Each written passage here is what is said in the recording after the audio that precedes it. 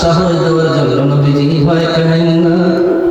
আমি আবু বকর সিদ্দিক, একদিন আমাদেরও সময় আসবে, একদিন আমাদেরও সময় আসবে, মুক্তাকে আমরা বিজয় করে ছাড়বো। আল্লাহু আকবার। সামনে আমাদের মুসলমানদের সময় দিন খুলে গেছে, ঠিক না বলেন? জোরে বলেন না কা? আমরা কি বসে থাকবো না বিজয় করবো? জোরে বলেন না কা? সামনে ইসলামকে বিজয় করে রাখবে, যে নেতৃত্ব দিবে কোরআন দিয়ে, তার কাছে আমরা আছি। বুঝি না কোনো দল, ঠিক না বলেন? বুঝি না আমরা কোনো দল, কোরআনের নেতৃত্ব দিয়ে ব্যক্তিগতভাবে যদি দেয়, তার পাশে দাঁড়াবেন। জোরে বলেন না কা? 52 বছর পর আমরা সুযোগ পাইছি, নীতি আমরা দেখবো না, নীতি দেখবো কোরআনের। আল্লাহু আকবার। দোস্তরা, আমাদের সামনে সময় আমাদের বিজয় করা লাগবে। নবী আলাইহিস সালাতু ওয়াস সালাম ডাকতে বলে, সাহাবীরা রে, এই আবু বকর দেশি আবু বকর, আবু জেহেল যখন রাতে রে আমাকে মারার জন্য ষড়যন্ত্র করেছিল, আমি যখন চলে যাব হিজরত করে, আবু বকর আমার জন্য অপেক্ষা করেছিল।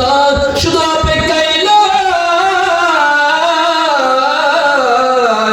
আমি যখন আবু বকরকে নিয়ে মদিনা থেকে হিজরত করতেছি, আবু বকর ডাকতে বলে, ইয়া রাসূলুল্লাহ, ইয়া হাবিবাল্লাহ, আবু জেহেল যত জ্ঞানী, তার কাছে সুফিয়ান আছে, সে বড় জ্যোতিষী, মাটির চিহ্নগুলো দেখে দেখে মানুষকে শনাক্ত করতে পারে, কোন মানুষ কোন গোত্রের লোক হেঁটে গেছে, মাটির চিহ্ন, পায়ের চিহ্ন দেখেই সে বলতে পারত। এত বিচক্ষণ সুফিয়ান রয়েছে। নবীজি বাদর উপর দিয়ে যদি আপনি হেঁটে যান, এই পায়ের নকশা দেখে দেখে আপনাকে ধরে ফেলবে। নবীজি আমার পায়ের উপর আপনি পা রাখেন না, করে করে করে আমরা যাই।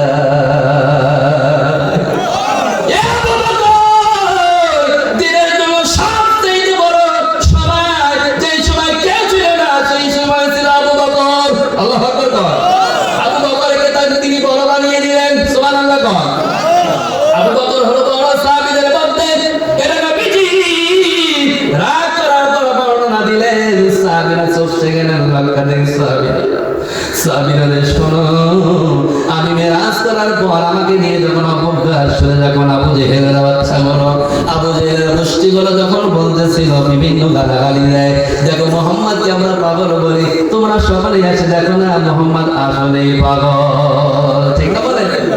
দেখো কি ভুলভাল বলতেছে। 6 বছর পর নাকি এক রাতে যাওয়া যায়, 6 বছর পর এক রাতেই নাকি গেছে।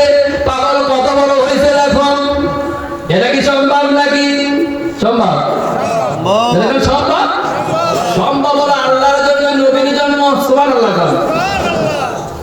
কারণ আল্লাহ শ্রেণীর মানুষের জন্য সম্ভব, সেটা হলো কোরআন কারীমের মধ্যে আল্লাহ বলেন, আলা ইন্না আউলিয়া আল্লাহু লা খাউফুন আলাইহিম ওয়া লা হুম ইয়াহজানুন।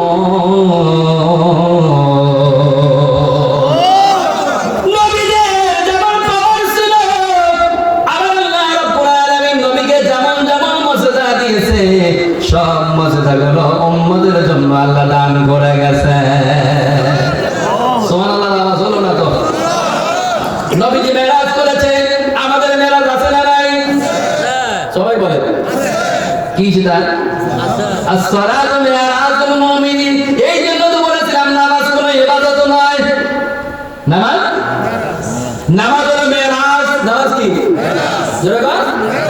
নবী বলা, নবী যেরকম মেরাজ করেছে, মেরাজ থেকে ফেরার সময় আল্লাহকে ডাক দিয়ে বলে, আল্লাহ তোমার সাথে দেখা করলাম, কত ভালো লাগলো, যেতে মন চায় না, কিন্তু নবুয়তের দায়িত্ব যেহেতু আছে যেতেই হবে।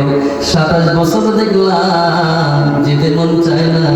ওগো আল্লাহ, বিদায় যখন হলো মনে পড়ে গেল আমার উম্মতের কথা, এত ভালো লাগলো তোমাকে দেখে, আমার উম্মত কি পাবে না?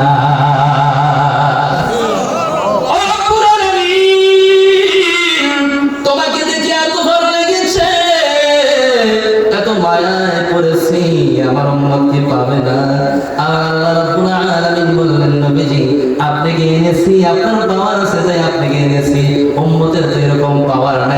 সম্ভব না। ওই তাই হয় নাকি আমি কিছুই নিয়ে দিতে পারবো না, এটা কেমন হয়?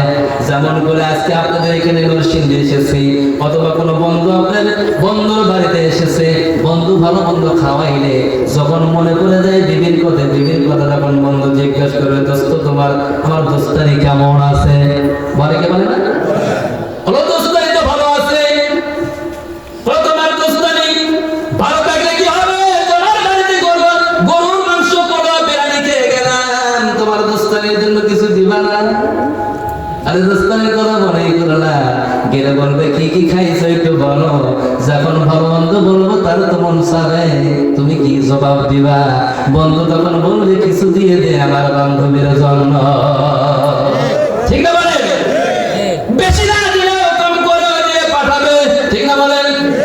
নবীজি যখন বললেন আল্লাহ তোমার সাথে মেরাজ করে দিদার করে এত মজা পাইলাম, মজার কিছু চিহ্ন যদি আমি না নিয়ে যেতে পারি উম্মতকে কি জবাব দেব? ওগো আল্লাহ বলো না আমার উম্মতের জন্য আমি কি নিয়ে যাব? আল্লাহু আকবার কর।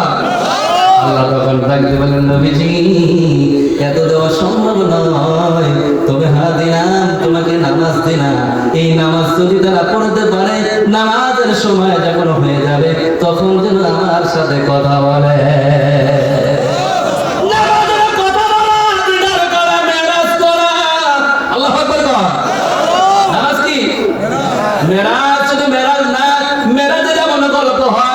গল্প করেছে ও দোস্ত তুমিও যখন নামাজে দাঁড়াও আলহামদুলিল্লাহি রাব্বিল আলামিন, আল্লাহ বলবে বান্দা কার প্রশংসা করলি রে? রব্বিল আলামিন, তুমি কুল কায়নাতের মালিক, তাই তোমার প্রশংসা করলাম।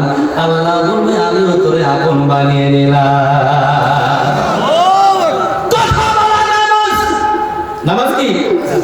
কথা বলা দিনের মেরাজ, সাক্ষাৎ করা, কথা বলা। যত সময় নামাজে থাকবা ও দোস্ত তুমি মনে করে না আল্লাহর সাথে ডাইরেক্ট কথা বলতেছো। সুবহানাল্লাহ, একটুকু ভুল আছে? জোরে কর। একটু নমুনা দিয়ে দেখেন, বুঝে আসবে।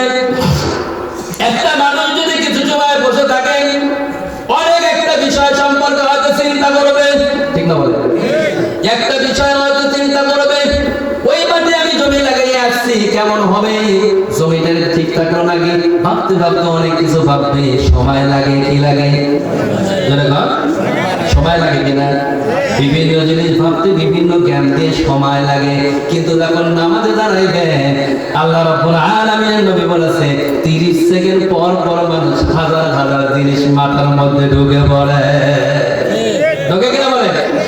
এই কথা সেকেন্ডের পর শেষ হয়ে গেল বাজারের কথা, তারপরে চলে গেল মাঠের ব্যাপার, তারপরে চলে গেল সন্তানের কাছে, তারপরে চলে গেল আর এক জায়গায়, তারপরে গেল মাদ্রাসায়, বিভিন্ন জায়গায় চিন্তা ঢোকে না?